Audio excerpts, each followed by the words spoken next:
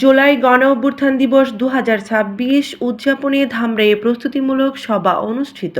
আগামী ৫ আগস্ট জুলাই গণঅভ্যুত্থান দিবস ২০২৬ যথাযোগ্য মর্যাদায় পালনের লক্ষ্যে ঢাকা ধামরাইয়ে অনুষ্ঠিত হয়েছে প্রস্তুতিমূলক সভা। মঙ্গলবার ২২ জুলাই সকাল ১০টায় ধামরাই উপজেলা পরিষদ সম্মেলন কক্ষে উপজেলা প্রশাসনের আয়োজনে এই সভা অনুষ্ঠিত হয়েছে। অনুষ্ঠানে সভাপতিত্ব করেন ধামরাই উপজেলার নির্বাহী কর্মকর্তা জনাব মোহাম্মদ আল মামুন। সভায় দিবসটি উপলক্ষে বিভিন্ন কর্মসূচি বাস্তবায়ন, সরকারি বেসরকারি প্রতিষ্ঠানের অংশগ্রহণ, আইন শৃঙ্খলা পরিস্থিতি, সাংস্কৃতিক অনুষ্ঠান, আলোচনা সভা, শহীদদের স্মরণ এবং সার্বিক প্রস্তুতি নিয়ে বিস্তারিত আলোচনা করা হয়েছে।